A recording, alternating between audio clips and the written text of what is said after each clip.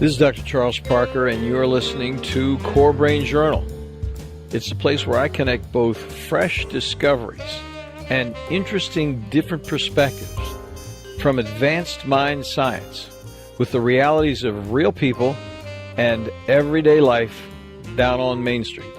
Well, welcome, folks. Dr. Charles Parker here, and we have a guest tonight that is going to take us right down to street reality, some personal experiences that will really begin to change your mind. If it isn't already changed from listening to others here at Core Brain Journal, change your mind about mental health, where it is, what that whole idea of mental health and stigma means. Let me introduce tonight is going to be Mike Veny. He's in New York City. Mike, thank you for joining us. Thank you for having me, Chuck, and hello to your listeners out there. So Mike is a very interesting guy. He has a very big CV. He's a leading mental health expert speaker, and get this, a high-energy drum circle facilitator. We're going to ask him about that. He delivers educational, engaging, and entertaining presentations to meetings and conferences throughout the world, and one of his main subjects, and one of the reasons we really want him to come on by and talk with us, is about the stigma regarding mental health and his own personal experience as a child working his way through a variety of mental health experiences which were not entirely constructive. Yes. So Mike's perspectives have been featured on ABC, NBC, and CBS News. Yep. He's a regular guest on the Fresh Outlook TV news show. He's a writer for Corporate Wellness Magazine, HealthCentral.com, and Mental Health is an Asset. His compelling TEDx talk has been used in college classrooms and has received sensational reviews because he's asking some very, very relevant questions about how do we deal with individuals who have whatever you call it, where there's a measure of imbalance going on. Are they sick? Are they well? He really talks about the pathologizing of human beings. That's a whole nother concept. So with that, Mike, please tell us a little bit about where you are and what you're doing before we get into the drum facilitation topic.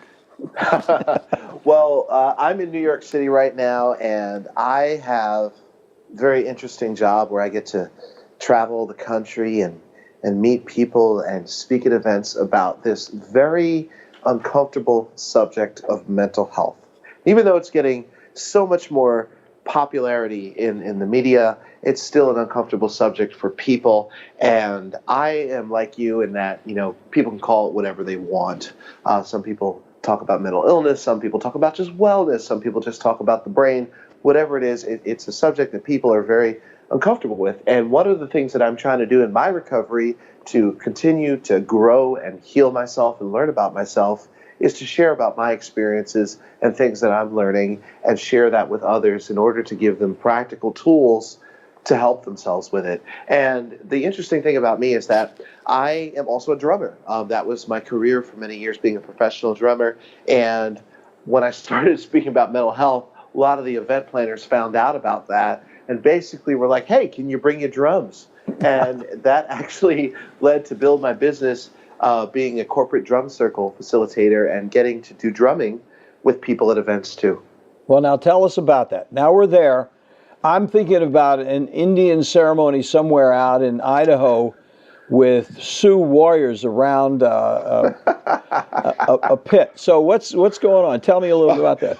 Well, that's an interesting image. You say the word drum circle or interactive drumming event, and everyone has a different image of what that is. And my particular events are more like a kindergarten classroom for adults, where we get to be playful with each other. And one of the reasons that I do my drum circles is that people struggle to connect with each other. And that's actually one of the reasons why we are talking today, is because internally people struggle to connect with themselves, and that also leads to externally people struggling to connect with others. Mental health issues and people issues go hand in hand. So my drum circles are more of a kindergarten style classroom activity for adults that gives them games and fun activities to empower them to really bond with each other. So tell us a little more about the particulars, if you don't mind, Sure. so we catch that picture. Sure. Well, one of the things that I realized is that when you get a bunch of people in a room, everyone's uncomfortable. Even the extroverts are uncomfortable. And it's a three-part process that I use. One starts with getting people to feel like they belong. And I actually have them do fun icebreaker games where they get to be silly. And actually, everyone starts to feel like they belong because everyone's acting like a fool together. And as I'm saying this, I'm realizing this is my job. Yes, this is what I get paid to do, ladies and gentlemen. And what that leads to, when people start to feel like they belong into something, it leads to them naturally starting to bond with each other. So we start then doing lots of drumming rhythms and exercises where they have to work together with each other. For example, I might have one side of the room play a rhythm and the other side of the room play a different rhythm, with the goal being they have to come together and make them sound like a third rhythm that doesn't exist yet. And it's interesting to see people do that because everyone thinks, well, I'm not a musician or I'm not a drummer. This is supposed to be a fun little recreational workshop.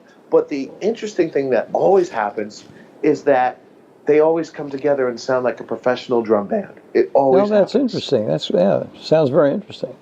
Yeah, and so that's what I really walk them through. And ultimately what I found is that you start with the belonging, that leads to bonding, and ultimately it leads to people believing in themselves and the group as a whole. And it's a great process that you can apply to any group situation. Well, you can see them coming out and having a real connectedness with each other, having going through that mutually, and it's an activity.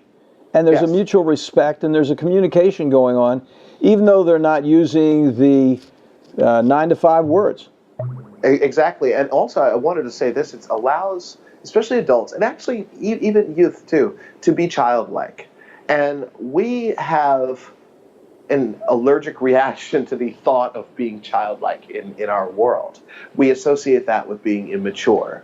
We associate with that being foolish. And teaching people to be childlike and open up the curiosity can really allow people to let their guard down. And it's a beautiful process to watch. Yeah, I agree with you. I had the good privilege of hanging out with Dr. Edward de Bono years ago, and he's one of the world experts on creativity and developing new ideas. And he had the same kind. He didn't do the drumming experience, but he has a way of thinking that brings people together. And really, you do have to regress a little bit to take away the facade when you do it. Yeah, absolutely. And I think that's just, going back to the work you're doing with the brain, I think it's important for people to let their guard down if they want to start exploring things. One of the highlights of the whole drumming experience when I do these events is how people talk about the rest of their day going afterward. Oh, that's interesting. Tell us about that. Well, for many people, they feel a sense of clarity. They feel like it's just easier to go about the day. And it reminds me of something that I've learned in my own recovery, and that it's important to be intentional about doing things to take care of yourself in order to set yourself up for a good day. And it's something that's an afterthought in our society. Well, that's interesting. So then, do you do the drumming first thing in the morning after breakfast, or even before breakfast when you're at a conference, or how does that work? Well, generally they have it at some point. Sometimes it's first thing in the morning. They usually do that when they want me to wake everybody up. But sometimes it's in the afternoon. Sometimes it's on a retreat in the evening. But I think the timing isn't as important as the fact that it's an intentionally focused time where we have to be intentional about working together and bonding. And if you think about just life, how it works for most of us on a daily basis, rarely are we ever intentional about bonding with someone else, even those of us who are extroverts. So I think it's a really cool activity for that. Well, how did you get into this? Now, I'd love it if you'd tell our listeners a little more about who you are as a person, because you have a very interesting, compelling childhood experience. That's a nice way of saying I have some issues. I got some issues. Issues. Yeah, that is the word. I'm 37 years old, and I have struggled with mental health and behavioral health challenges throughout my entire life. And to sum it up for you listening out there, I was very explosive as a child in my behavior. I would just act out, and I would become very violent, very aggressive. I would snap. And for many years, I didn't know why, and I'm still learning why. And that led to me getting hospitalized in a psychiatric hospital 3 times for extended periods. And when I wasn't in the hospital, I was a regular in the emergency room because I was in crisis. I was also expelled from 3 schools for my behavior. And I tried to take my own life at age 10, and I was regularly self-harming. And that's a lot of stuff right there that I just said. I mean, you and I can probably spend several episodes talking about each of those. But the challenge for me was my thoughts, my emotions, and my behavior. I really struggled to get control of them.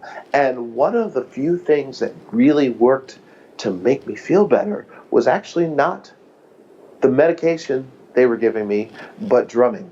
Whenever I took out the drumsticks and played the instrument, it felt so good, and it calmed me down, and it centered me.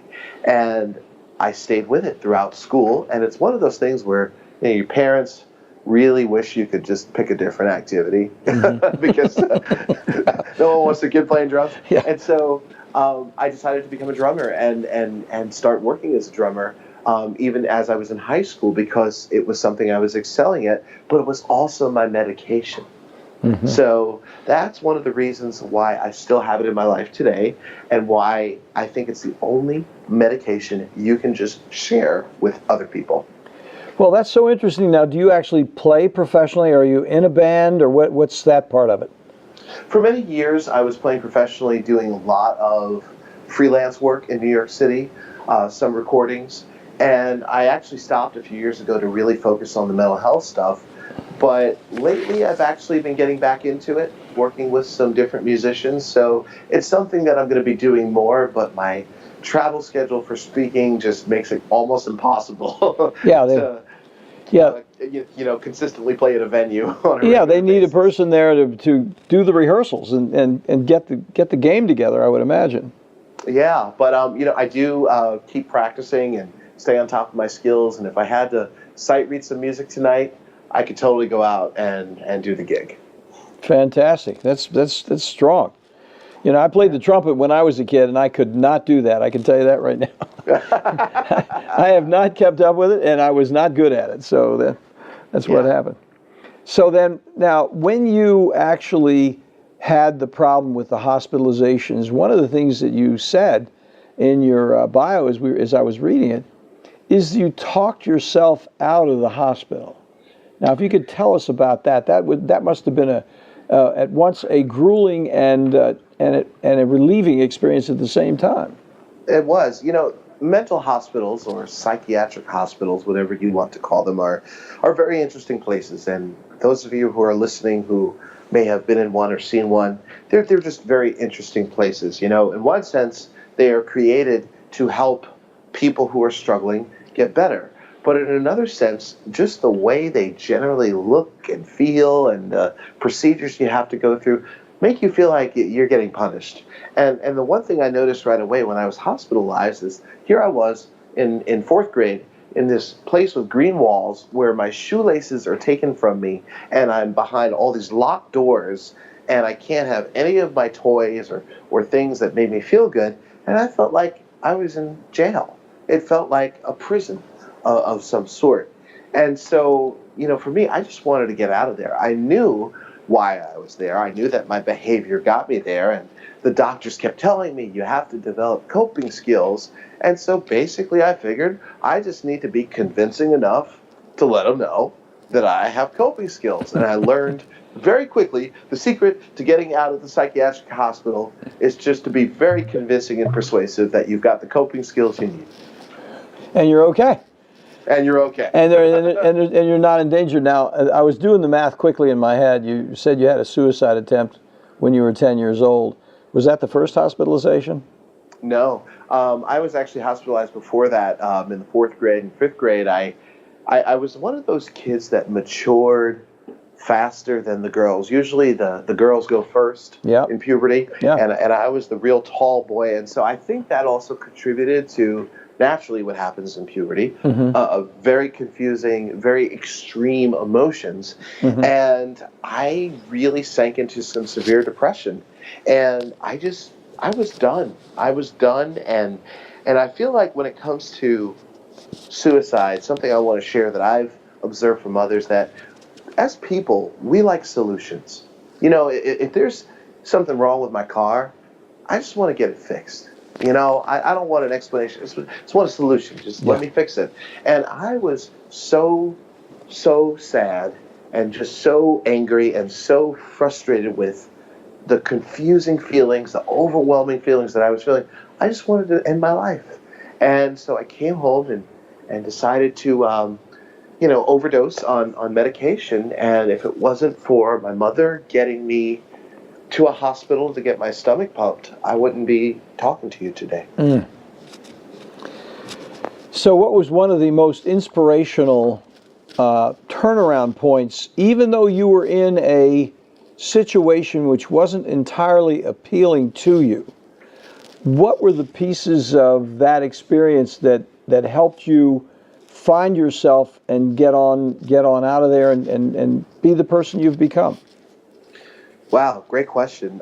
Two things come to mind. One thing were the actual staff members in the hospital, not the medical staff, not the doctors, not the professionals, not the social workers, but just the hospital staff that basically had to just be there and hang out with us. The value of the human connection, lots of laughs with some of these people. And, you don't realize how much that really helps someone who's struggling, to be able to just sit there and laugh or share a story with them and treat you like a human being. And the other thing that reminded me of something that changed was a quote, actually, that I was in 10th grade. It was my last hospitalization. And I think it was the teacher there that was teaching us for school. And she said something about, you never fail until you stop trying. And I had just felt like a failure because, when you struggle with mental health issues, you feel like a failure sometimes, and they're overwhelming and they're confusing and they're frustrating. And I think that contributes to the stigma, because we as humans don't like to be frustrated and confused. We don't. We want answers. And when you're dealing with the stuff that you're dealing with, one of the reasons, your work is so successful, and again, I'm very grateful to be on here today, is because mental health issues are straight up confusing and frustrating. So true. That is very true. And having some clarity, it's almost like that quote was kind of a Zen moment for you. It was. It was a transcendent remark. Well, it was, because it made me realize that I just have to keep trying. I just have to keep making an effort. And you know what? I have rough days now. I have breakdowns sometimes. I have a wonderful therapist who will be there for me when I'm in crisis and talk with me on the phone. And you know what? The thing that moves me forward more than any technique is this reminder that I just have to keep trying. It's the hope that I hold on to. Well, action and positive action and a positive attitude that you can go somewhere by trying is imperative in that. It's in that remark. It's buried in that remark. And it sounds like that's what you did. And then somewhere in there you got the drums together. Were you doing the drums at the same time? Yeah, it's funny. When I was in the hospital, one of the things I would ask for were my drumsticks. And the way it works in a psychiatric facility, for your own safety, is, you're not allowed to just have everything that you want. And of course, they didn't want me having drumsticks because, if I was unstable and a risk for acting out, I could simply use the drumsticks as a weapon. But as I started to get my behavior under control as a kid, they let me have drumsticks under supervision. And it was like the greatest thing to be able to sit there and just play along to some music on my drum pad or do whatever with the drumsticks. And that just made me feel so good. And again, better than the group therapy, better than the therapy sessions with my therapist, better than the medication they were giving me. The drumming just really centered me. Well, it probably gave you, at the risk of sounding somewhat psychoanalytic, I apologize, but it gave you a sense of mastery in a situation which was regressive and not permissive regarding your being masterful with yourself. I think you're onto something, and I can I maybe say the word control. Yeah, yeah. That it gave me a sense of control over, a situation that was out of control. And for those of you listening, who want a perspective on this, for those of us who struggle, everyone's got a different way of articulating what their struggle is. And my struggle is just, my struggle and my experience. But for me, mentally, my thoughts become so confusing and so overwhelming that it affects my body physically. It becomes physically painful. And to have a sense of control, like you just said, is something that's really important for me to do to keep myself moving forward. Yeah, and control, it's funny because control is such a mixed word in psychiatry, because the immediate thought about the word control is that, hey, you're going to try to control me. You want control of me, And really what you're really looking for there is self-management. And I think self-management then has a different, what you're talking about is self-management. Yes, it's control, but it's self-management. When somebody says self-management, it's so much more reassuring. Oh, all he wants to do is good self-management. Hey, we can support that. If he wants control, I don't know. That's totally, you're right. And that's I've never heard that word, and I like that. Control is a bad word, No, it is. Well, the other thing, too, that I thought of is one of the things that I still struggle with, even yesterday, is a thing called emotional dysregulation, where the way I describe that to someone, the way I experience it for me, is that, if you just, come up to me or if you come up to anyone and pinch them, not that you should be pinching people, Chuck, just to make that clear. Thanks for that advice. To everyone listening, no, I don't just do that. But, you go to somebody and pinch them, they might go, ouch, why did you pinch me? That hurt. Stop, go away, whatever. But if you come up to me and pinch me, it feels like my body's burning. So basically, the emotional translation to that is that when I have an experience of maybe rejection, maybe of shame, embarrassment, frustration, I feel it much more intensely than the average person and for a longer duration. And it's really, really distracting and it's confusing. And so, again, going back to what you said, self-management is something that I'm really, really learning, and I feel like I'm still in the infancy of learning how to do that. So let me ask you a question. So parallel to that pinch thing, are you also sensitive to heat and light and noise and things from the outside that you can't really insulate yourself from? Generally, I'm okay. If noise gets too loud, like, what am I saying? I'm a drummer. I love noise. Well, you love synchronous noise.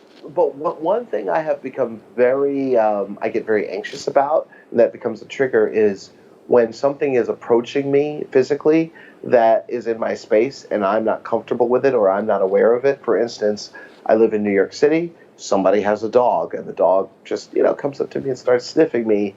That really is a trigger for major anxiety. In all seriousness, little 4-year-old the other day, I'm sitting in the park. He's got a remote control car. He's playing with his new toy that he got over the holiday. Yeah. The car starts approaching me. I just get nervous because I don't know what that is. And so I'm not really sure where that comes from or if that's even a part of like what you're asking about. But that's probably the only sensation physically that really causes an issue. Yeah, we're really talking about the same thing. So what you're saying is your whole personal boundary issue is an important issue for you. And that would have been one of the problems of being in the hospital, because you're thrown into close approximation with a lot of other people doing other things. And then how do you weave your way through that successfully without feeling uncomfortable and jostled in ways you don't want to be jostled?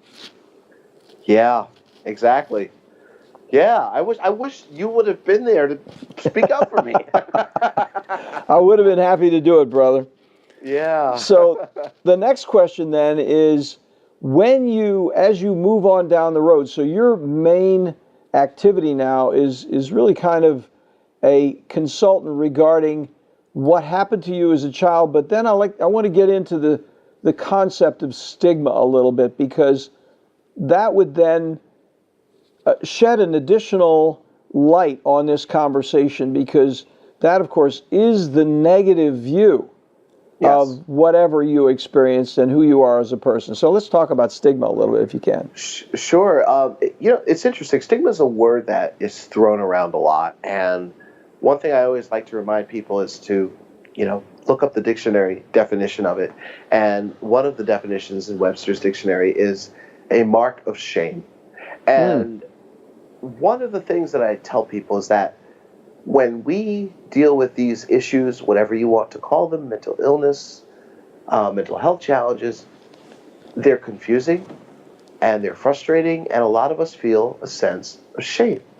We feel a sense of shame around them. We feel a sense of shame if someone in our life is struggling with those issues. And it's something that has become a real problem. And I believe, and this is something I've observed for myself, that stigma is actually a cycle, that it's more than a definition. It's a cycle that begins with shame. The shame leads to silence. So I feel shamed. I'm not going to talk about it. And that could be my own issues, or you're my friend and you're struggling. I don't want to talk about it. And the silence leads to sabotage, self-destructive behavior, and at its absolute worst, suicide. And I believe that stigma happens for a few reasons in my observation. I would love to hear your feedback on what I'm about to say. Number one, we are tribal people by nature. And you can see that in little kindergartners, how they socialize on the playground. And one of the ways that kids socialize is by learning who is in the group and who isn't. And I always bring this up with people and talk about sneakers. So let's just say, Chuck, you and I are in a group with someone else, and you and I both have Nikes on, and we're kids. And the other person has, dare I say, Reeboks. We are going to probably, as kids, call them weird. And that's the thing that kids first learn, is who's weird and who isn't. And that's a form of being in the group and not being in the group. And throughout our lives, as we continue to grow, we all want to be part of the group at some level. Even the introverts who don't like people want to be part of a group at some level. And when you think of mental health challenges, we think about that's weird, and no one wants to be weird. And that's something that I've learned. The other thing that I said before is that they're confusing and frustrating. And we as humans want solutions. If something happens with a terrorist attack, God forbid, and it just seems like a regular thing that just happens in our society, one of the things that happens in our culture is we want answers. We want to know why that happened. We want to know who's at the bottom of this, and we want to stop them. We want answers right away. And when it comes to mental health, and for those of you that are listening out there, I want you to remember that you can't find quick answers. It's a journey. It's a process, not a destination. Well, and apropos, you're saying a lot of things I'm having reactions to. I don't know if I know I'm on video with you. I'm sitting here thinking about it, but the whole thing of weirdness is really an important thing for me in my practice and the way I think about people, because individuals do have exactly that preoccupation about themselves, precisely what you said. And we know that out in that schoolyard that you're talking about, one person could say to another regarding the Reeboks, you're out of it. You're out of it. And meaning, and one of the things that I think is important here is to look at that the person's out of the reality at that moment that is the group-supported idea of the correct reality. Correct. Okay, that's an important point, because that person is a standout outside of the group notion that this is the reality that a person should be in. And that groupthink is a problem in psychiatry. Yeah. Because then what happens is labels are just completely studded with groupthink. Yes. Because that person, if they're in that label, they're 100% that person. So if they have a symptom, they're 100% that person. And that same thing goes on because what we like to do is codify human beings to simplify the process of having a relationship. And Yes. the more immature a person is, the more they're going to codify. That's why kids are so busy with Reeboks, which are totally meaningless, but they're saying, somehow I'm insecure with you doing Reeboks because you're not thinking the way I'm thinking. Correct. It's the epitome in childhood of groupthink. So then they say, you're out of it means you're just out of where I am. Now, one other thing that happens, and this goes all the way back, forgive me for getting a little deep here, but and you'll like the book that's on the front page of my website called The Obstacle is the Way by a guy named Ryan Holiday. Mm-hmm.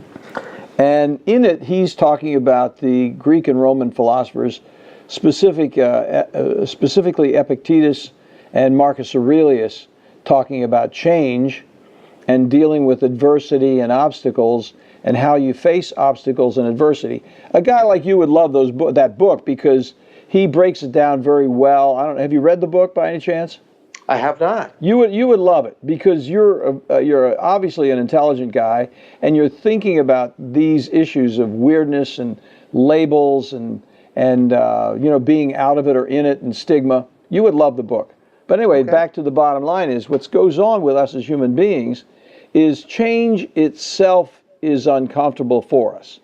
So because we are uncomfortable with change, that's part of the reason we band together, because we might not be able to handle it ourselves, but if you get a good wingman with us, then we can handle change. Now, if that wingman doesn't look like he's going to be a keeper, like he's going to help us work to fight off the mastodon, we may just have to kill him. Because we're running in primitive times, even today. If that person isn't right there exactly doing what we think he should be doing, and he's quote unquote out of it, and desynchronized in some way with the change that we perceive ourselves that he may not perceive. He may not be in that same change reality. So he's out of context, he's out of sync, and therefore he's out of it. And the result is so many people get labeled that way. Certainly it's going on in psychiatry. I got a little deep there, but I thought you might get a kick out of it. No, thank you. I think you're right, and I love what you said about the primitive brain. We are hardwired a certain way. You know so much more about that than myself, and I think that really comes up. And it goes back to what I said to you in the beginning of the whole conversation about the drum circle. Mm-hmm. One of the reasons I love doing the drumming events is because here we have, let's go back now to the whole group thing. We have a group, once again, where everyone is welcome and everyone is focused on being intentional about belonging. And that's just not the way we work in society, and that's where, the stigma comes through. Keep in mind something else about labels. Something I've realized is that, we need to categorize things in our heads. That's part of survival on a day-to-day basis. I have to know what is left, what is right, how to get to places. So we naturally do that. The one thing I think people need to think about is when we're just doing that automatically without thinking through it.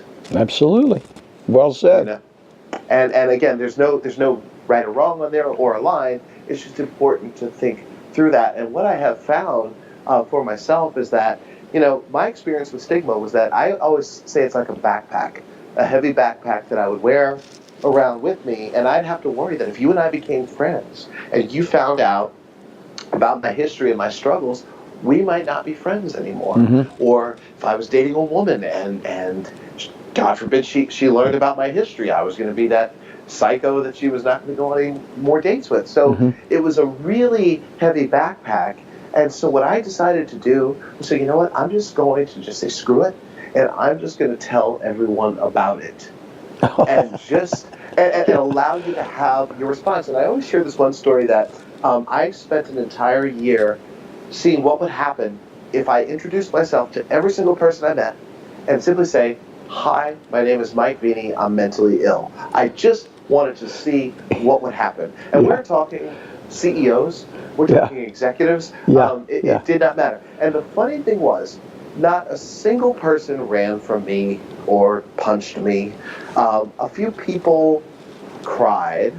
A few people got frustrated with me and said, Mike, why are we talking about this? I'm mentally ill too. I actually got hired for more work, invited to more parties, and hit on by more women than I ever have in my life. Thank you.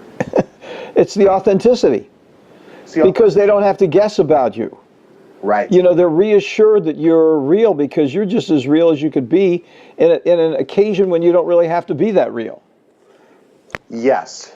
You're actually stepping out of the moment and saying, look, I'm going to tell you I'm a very, very real guy, and I'm going to confess this thing about myself right here in front of you. And then you take it or leave it. And they're like, oh, okay, well, hey, that's what it is. Let's talk about it. And so that would be a situation in which the change that's taking place when you're meeting another human being is reassuring, because the opportunity for fantasy that would be tied up with the stigma and the label is absolutely diminished by your authenticity. That's a great way of putting it. You see what I'm saying? That. I like that. So you don't back them into a corner. You're actually giving them a wide open path to connect with you, and they could choose. Then the burden's on them to decide whether they want to be with you or not, because you've told them some of the most profound and challenging things about yourself, and they can either, if they want to go on, so be it. Not a problem, because you're okay with it yourself.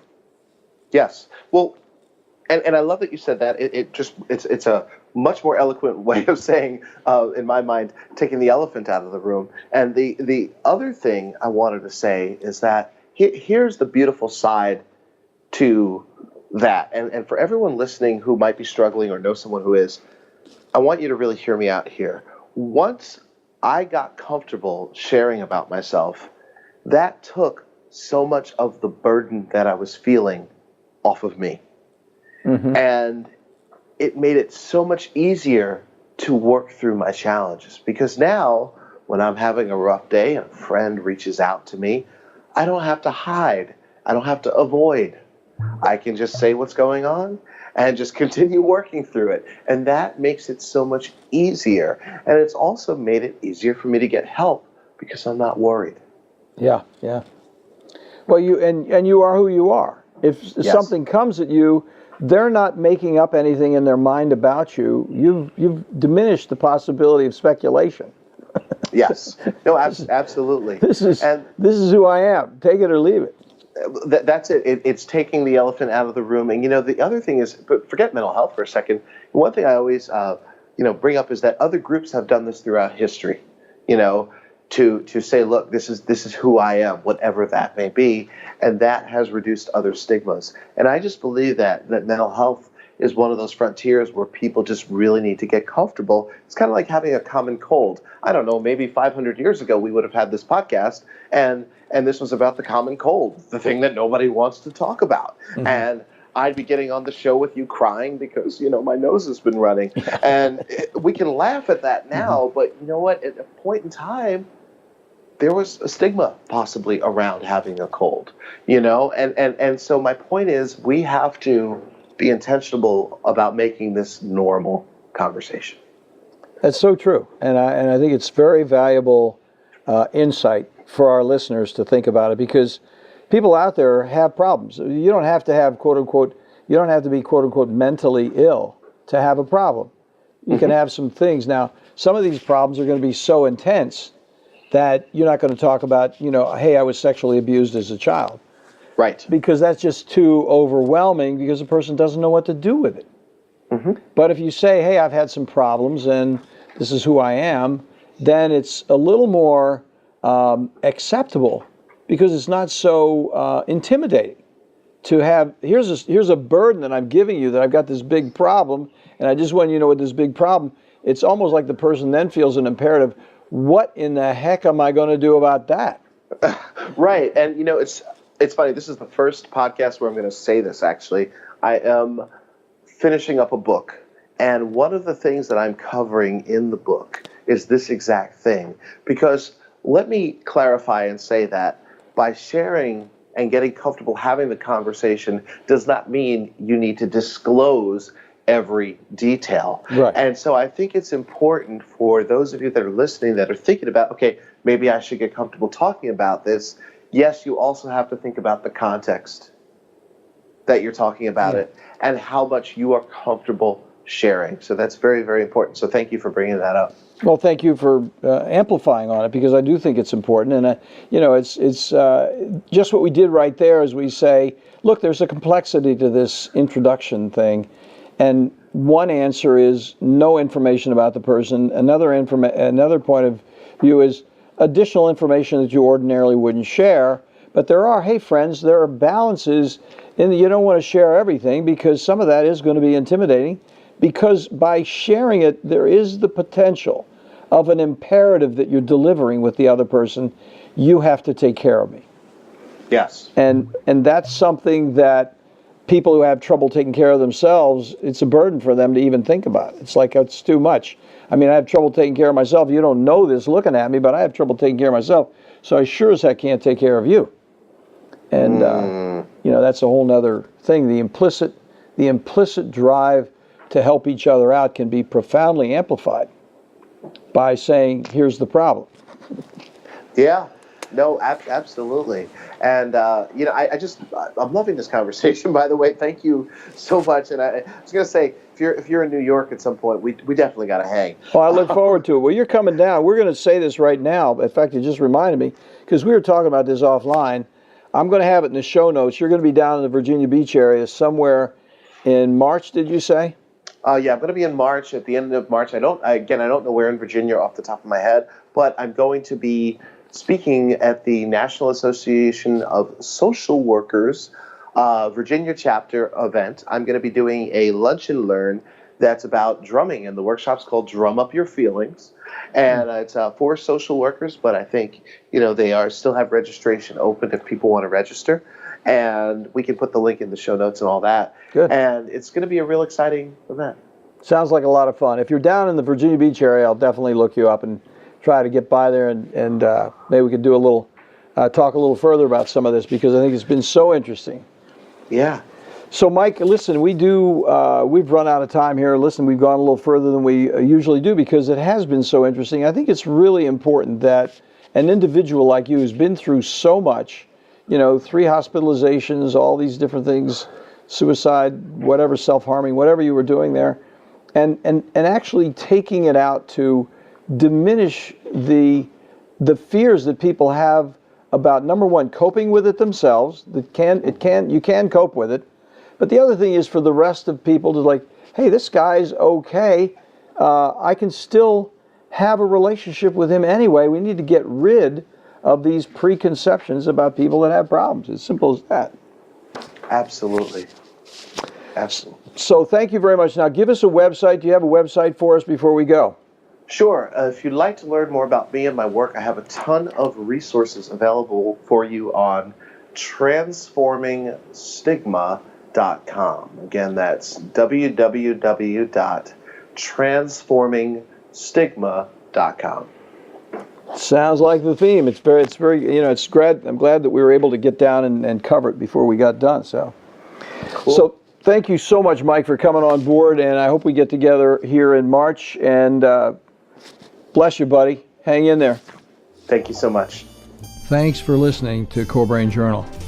We're working every day behind the scenes to bring you reports that connect research benches with those street trenches.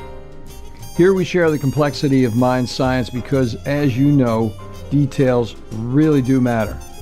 One of the most pervasive, misunderstood challenges is how commonplace medications, like those written for ADHD, are used so regularly without clear guidelines. If you think you'd like more specifics, take a minute to download my 2-page PDF packed with video links and references on the absolute essentials of how to start ADHD medications. They're easily available at corebrainjournal.com/start. Thanks for listening. Do connect and stay tuned. Together we can make a difference.